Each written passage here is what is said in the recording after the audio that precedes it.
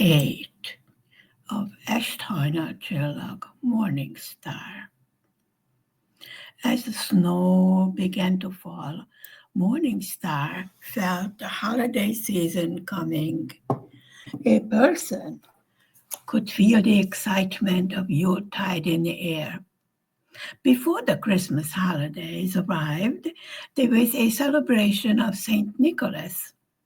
You see, in Hungary, not Santa Claus comes at Christmas, but the baby Jesus. And the little Christmas angels bring the Christmas tree all decorated and the presents. St. Nicholas is remembered on December 6th. On the night of December 5th, the children all put their freshly polished boots or shoes in the windows for St. Nicholas to fill with candy, apple, and chocolate. The bad children are told that they will only receive twigs of a tree to be hit on their bottoms by, and no treats. All the little children, including Morningstar, tried their best to behave because nobody wanted St. Nicholas to hit them, even in jest. St. Nicholas was a real-life person who lived in Russia in the old days. This bishop was well known for his deeds of charity and goodness. Once this bishop heard that there was a beautiful young girl who, because she was too poor to have a dowry, could not marry the man she loved.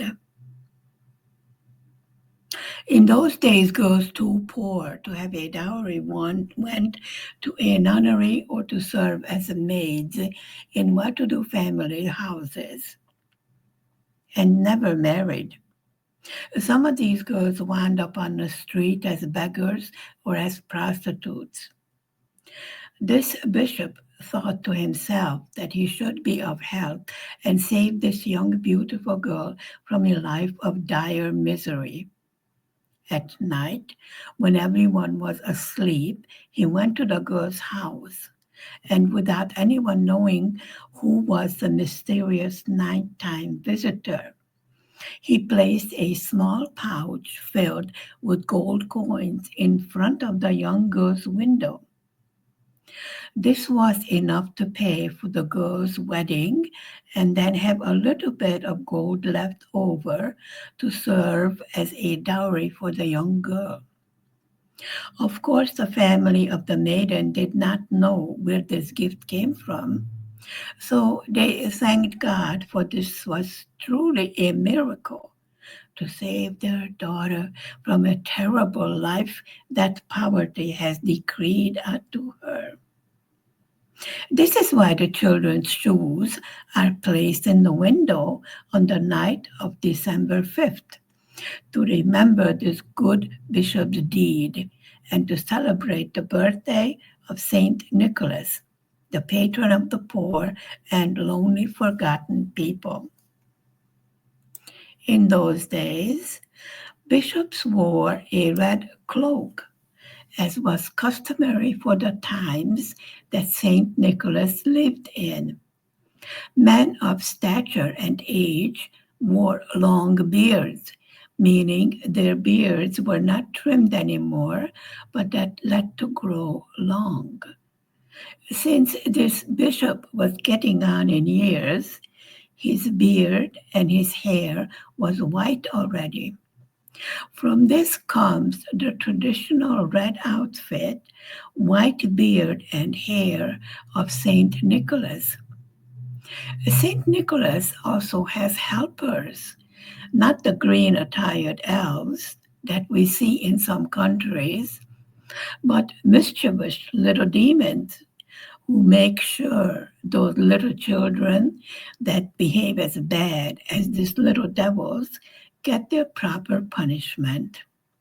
These little Lucifers are the ones that spank the misbehaving children with the twigs, usually dipped in gold paint.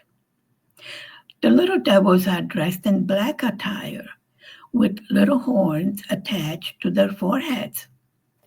They have a tail and wear red shoes. The children are afraid of these little demons and hide from them, screaming and crying. Even bad older children and young wives that did not behave are not safe from a light and playful thrashing from these little monsters. St. Nicholas carries a red sack filled with goodies to the children, who must say a poem or sing a song to the old gent in order to receive their treats.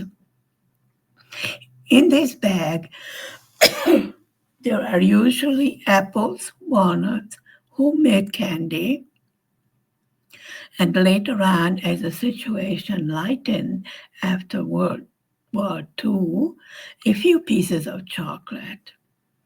Some, especially good children, usually of richer families, would also get a book or a little toy from St. Nicholas. So, as we see, our little girl was looking forward to the holiday season filled with magic and surprises in an otherwise dull and gray, dark winter time. To remember St. Nicholas' gift of gold coins, later on chocolate coins were made, wrapped in golden colored foil, and these were handed out on the basis of merit. The good, well behaved children received more coins. The less well behaved received only one coin. In the schools, the visit of St. Nicholas was looked forward to with great expectation. The little children tried to outdo each other, learning the special song for this good and kind visitor. As the grown-ups walked by the windows of the schools, they could hear children singing loudly and clearly in sweet voices, asking for St. Nicholas to visit them. This was a time when no television and only few places had radios. So self-made music was the order of the day. After a while, as the hatred for the Russian troops and the communist regime grew deeper, this holiday of St. Nicholas was named into the Festival of Father Winter. The renaming of this holiday that had religious connotations was, of course, accepted with great joy by the communist regime that was against anything connected with religion. To this day, the holiday of St. Nicholas is held every December 6th. Christmas for Morningstar in Siófok was a fantastically magical time. The tourists that made the little town all noisy and foreign for Morningstar had long ago gone back to their own countries. The returning tourists who stayed at Morningstar's family home would send smaller or larger packages filled with exotic goods such as Dutch milk chocolate, oranges, dolls that would sleep and feed from a little plastic bottle, and other rare items not found in Hungary in those post-war years. These items were carefully divided between the children in Morningstar's family, and each bite of chocolate and each slice of orange was savored and cherished to the fullest. There were also walnuts wrapped in gold foil to be hung under Christmas trees and apples. Candles would be lit on the Christmas tree the night before Christmas. It was told to Morningstar that the baby Christmas angels bring the decorated Christmas tree. and presents to all the people's houses. This event usually occurred during the Christmas Eve candlelight church service. The baby Christmas angels, or the baby Jesus, were very shy, as they would not come to a house where the children were not in church or at grandmother's or otherwise occupied. The children were not allowed to witness this miracle on the night before Christmas. A little golden bell was rung when the miracle had been accomplished, and then the children would have permission to enter the special room where the tree stood. Under the tree were the simple, meager presents, which in those post war days were a treasure. A new pair of shoes or boots was a special gift. The scent of the walnut and poppy seed rolls filled the houses, together with lemon and vanilla scent. The rare orange peel was placed on the wood-burning stovetop. From the heat of the stove, the scent of oranges was released from the peel and blended with the scent of nutmeg, cloves, and apples. Stuffed cabbage was simmering on top of the stove, and good bone soup. By now, Morningstar knew how to cook a few of these dishes. Blood sausage, liver sausage, and fresh sausage were also baking in the oven. The whole house smelled of Christmas. To put together such a lavish meal was a small miracle in those days, and most of the food was a gift from the ladies in the parish, who also brought over baked goods. Many visitors came to Morningstar's house, and they were also offered a treat. It was customary to set an extra plate on the festive holiday table for the guest of honor whose birthday was celebrated. This was, of course, for the baby Jesus. The tea kettle was bubbling constantly on this most magical of all evenings in the year. The golden sweet tea mixed with honey and lemon was warming the little girl's frozen body. In the church, as in most churches, there was no heat. By the time the services were over, Morning Star was usually frozen to the bone in her little wool dress and light stockings. In the later years, a wood-burning stove was put into the chapel to cut down on the bitter cold. As we know, our little girl was still attempting to play the organ, and at this time of the year, new tunes had to be learned. All of this in dire and bitter cold. Morning Star resigned to her fate and did the best she could with those new tunes, most of the time playing on only one or two notes out of the four she was supposed to play on the organ.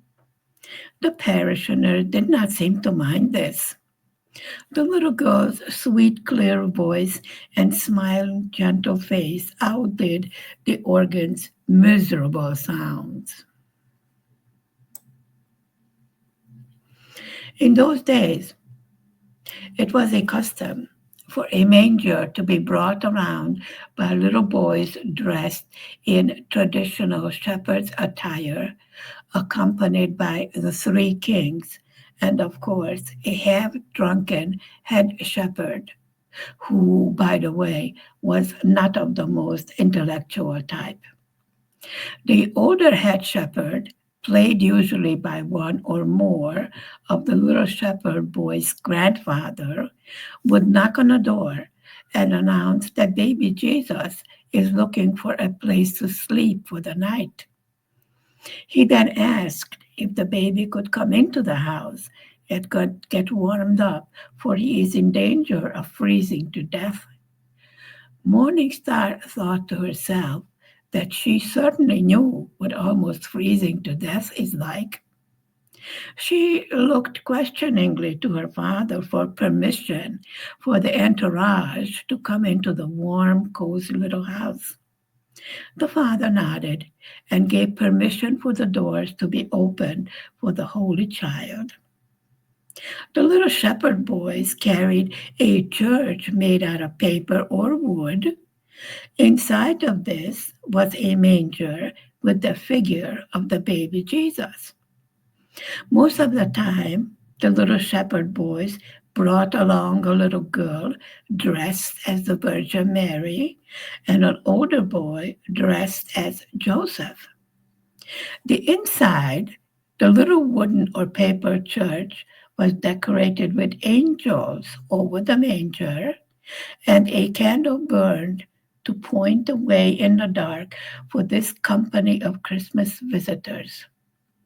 The shepherds and the three kings would tell the story of Christmas about Mary and Joseph finding no place at the inn for the baby to be born in. This is why on Christmas Eve they must go from house to house searching for a room to spend the holy night in.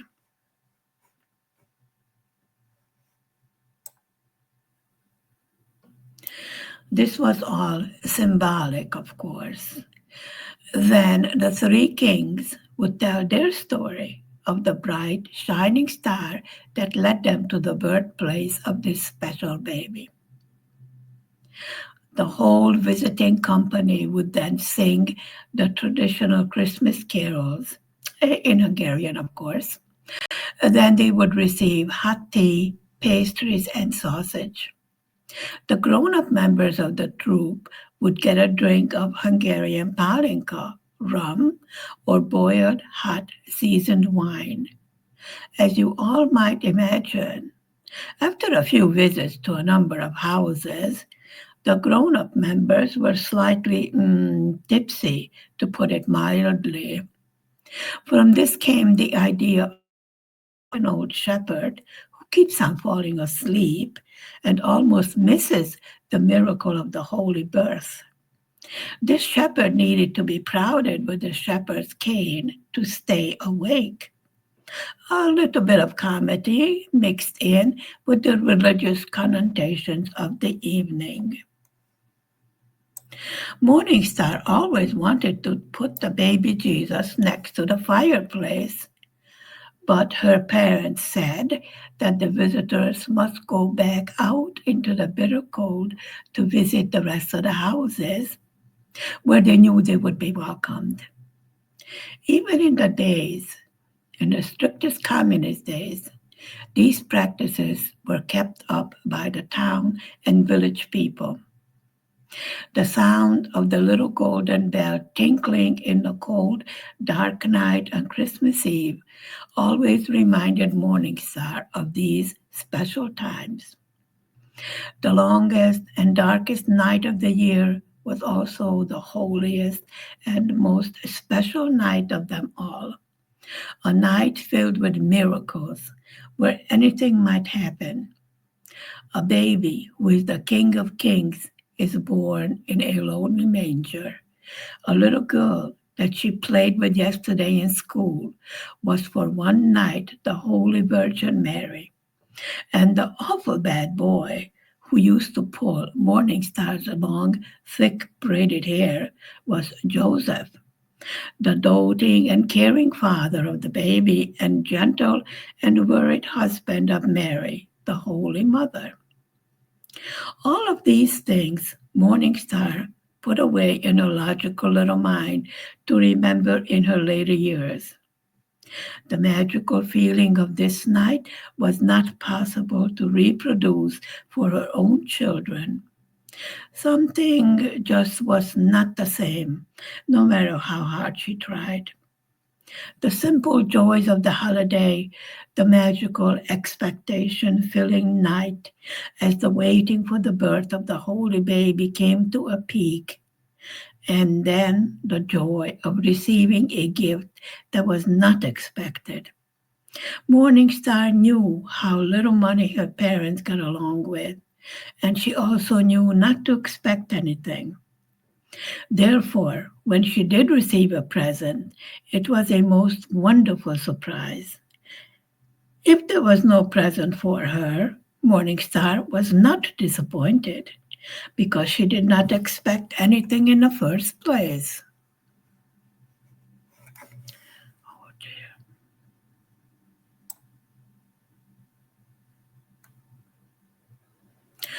Up until the 16th century, even in Hungary, the new year began at Christmas. At the beginning of the new year, in January, people would pass out gifts. There were also forecasts made for the coming year. It was believed that the way the new year starts will be the way the whole year will pass. These traditions were still passed on and they were present in Morningstar's time. The new year must be started in good cheer with presents and a lavishly set table, and good friends wishing the very best for each other as they all sat around the holiday table. The future tried to be forecasted by reading the onion calendar for the next coming month's weather. The young girls would pour melted lead to find out who will their husband in the coming year be. From the shape of the melted lead, as it solidified, the girls were supposed to guess a boy's name that it resembled.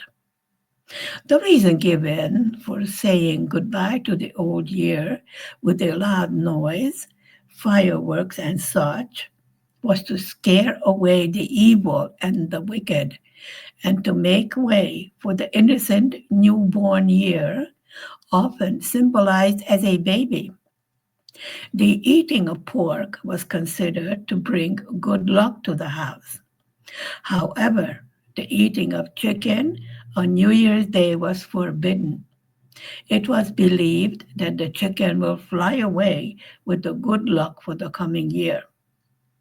The serving of lentil in some form was also done to bring wealth to the house.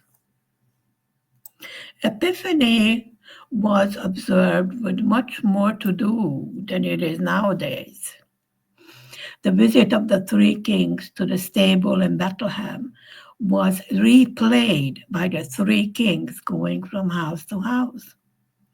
Holy water was sprinkled on the fields and the bottom of the village houses to keep the evil spirits away and to protect the occupants. Even in the wells, some holy water was poured to supposedly keep the well water healthy and safe to drink. After the three kings' visit came the carnival period, where all that was not allowed during the year, as far as proper behavior is concerned, was all of a sudden allowed. One ball followed another, and most girls of a marriage age were hoping to land a husband before the carnival season was over, so they would not be old maids in the next year. People, especially the men, would don masks of animal figures so they could not be recognized. A mock wedding was held usually between two men, one dressed in a white wedding gown. The burning at the end of these festivals of winter, symbolized by a rag doll, was the high point of the carnival events. This was also referred to in some regions as burying the winter. These customs are practiced to this day in many villages. The women in many villages had their own carnival that extended with a dance at night. Men were not allowed to enter these dances. This was called a cat ball or a ragged ball.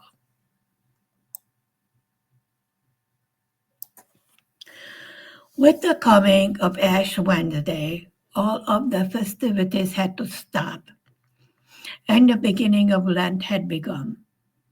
No dances or weddings or festivals of any kind were held during Lent. The highly fat content foods, Seasoned foods and meats were changed for much simple foods. Some of the religious practices forbade the eating of meat altogether, even the use of lard during the Lent season. Nowadays, the Lent season is not as strict as it was, but is still observed in the diet and the behavior of the population. Palm Sunday brought with it the welcoming of spring.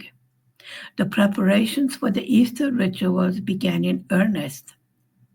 The population welcomed the first warm rays of the spring sun and the awakening of the land from its long winter slumber. Christmases in Hungary lasted for 3 days, starting with the 24th of December and ending on the 26th. All good and wonderful things must come to an end, and so this wonderful, magical time of the year came to an end. Morningstar's family did not go out to celebrate New Year's Eve.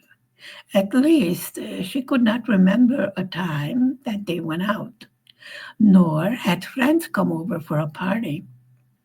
The night passed just like any other night. In the morning, everyone wished each other a happier new year than was the last one, with a wish and hope for freedom for Hungary, and above all, a wish and a prayer for peace all over the world. Church services were held on New Year's Eve and also on New Year's Day. More unpleasantness for Morningstar at the hands of the organ that just did not seem to want to break down no matter how badly Morningstar wished for such a miracle. Not that our little girl did not like the church hymns. Actually, she thought they were very lovely music. She just could not learn fast enough to play them in her own way. Her way, as I mentioned before, was to memorize the hymns. With that method, she could look at the keyboard and find the notes to play. In school, classical music was taught, and this was held up as an example for Morningstar to follow. Well, she was no Mozart or Liszt, that's for sure. Our little girl thought to herself, our little girl did the best she could. And after a while, the congregation got used to her way of making a joyful noise unto the Lord.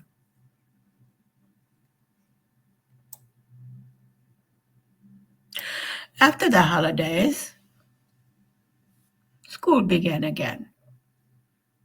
Sometimes the school would be shut down to save on the heating fuel. This was named spring recess. Spring was nowhere in sight, but they had to call it something. So a spring recess it was. The grey humdrum of everyday life returned to the small village.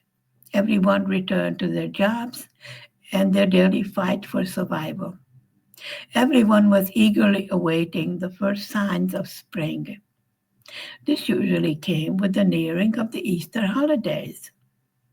In the communist regime, to separate this holiday from all possible religious connotations, Easter was renamed as the Spring Festival. However, the Easter Bunny did manage to keep his job.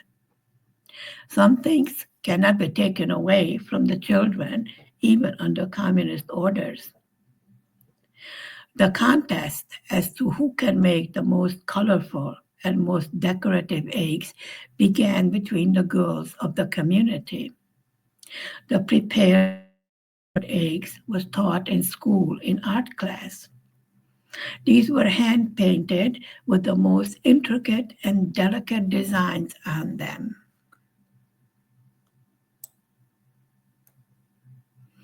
The red coloring was obtained from boiling the eggs together with the skins of lilac onions or in beet juice. After the coloring of the eggs, they were polished with lard to keep them fresh and shiny. This was a very serious contest between the young unmarried girls in Hungary as to whose eggs are the prettiest. The young men came to the houses, and the girls gave them the present of such a handmade, hand painted, decorated egg as a form of saying thank you for dumping a pail of ice cold water on them. The sprinkling of the young unmarried girls and the older married ones were sprinkled by their husbands or relatives or both was a traditional rite in Hungary. This needed to be done to every girl so she would stay young, beautiful, and fresh all year long, just as the flowers need watering to remain fresh and lovely. So it was thought that the girls need this sort of treatment also. Let me describe how this event took place. First of all, the young men usually formed into small groups of 5 or 6 men or young boys. The size of the group did not matter as long as they were male. Then these males went to the chosen victim's house early on Easter Monday morning. The parents of the girls were already awake since they went to sunrise mass or to church services. The young men were escorted to the girl's bedroom. If she was lazy and still sleeping, they took her out of bed, dragged her to the well, with the girl protesting loudly all the while. Then the boys would take buckets of water from the well and dump this ice cold water on the girl. This procedure repeated itself every time a new group of males came to the house. If a girl did not have at least 10 sets of clothing drying on the clothesline, then she was considered not too popular with the eligible males and would probably see next Easter as an unmarried girl also. No girl wanted to be labeled as an old maid. This practice of sprinkling the girls still remains to this very day. But in the cities and larger towns, it took on a more civilized form of spraying a little bit of cheap perfume on a girl's clothes and hair. The smell of this concoction was almost next to impossible to remove from one's head, even after repeated hair washings.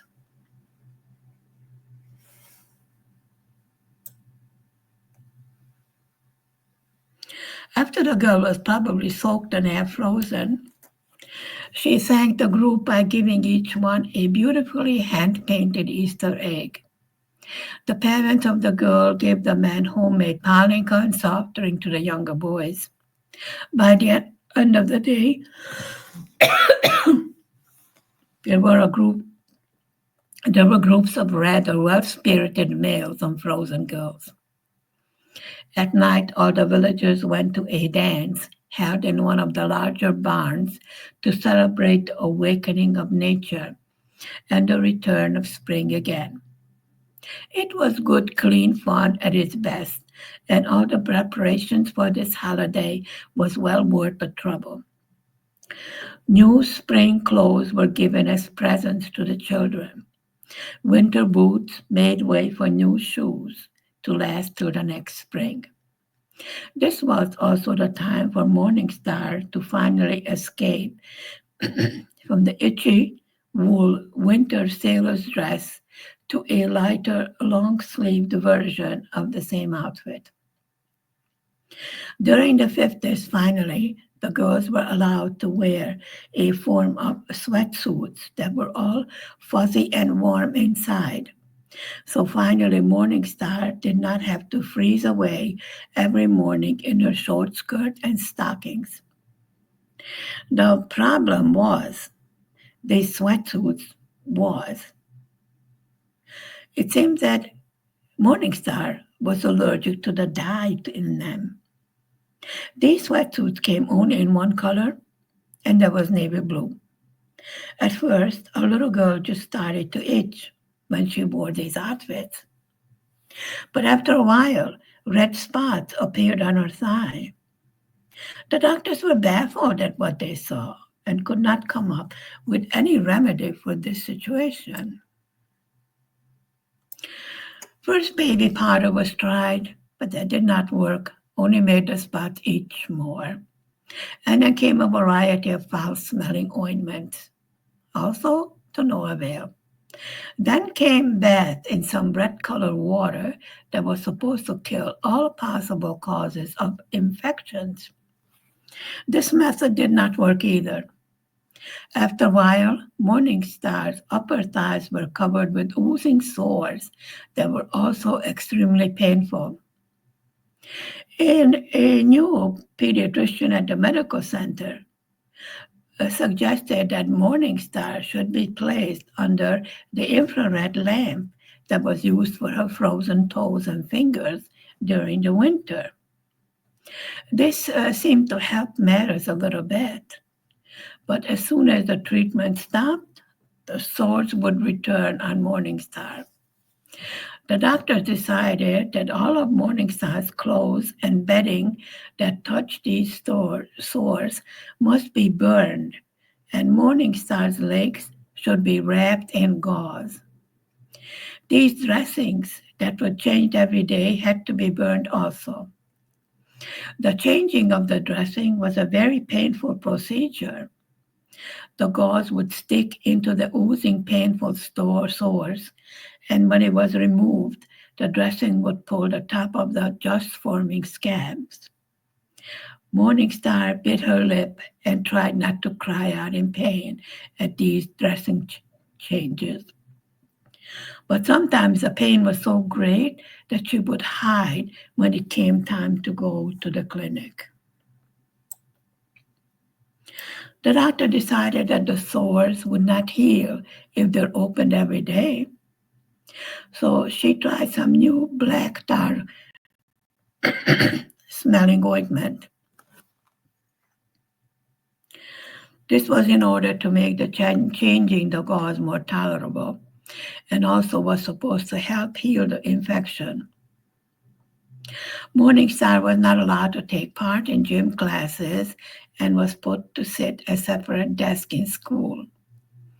As spring came around and the sweatsuit was changed to the white summer sailor suit, the sores seemed to be going away. In the summer, when Morningstar was tanned, the outlining circles of these sores could be seen even in her adult years. The parents of Morningstar never did find out for sure what these sores were. End of chapter 8.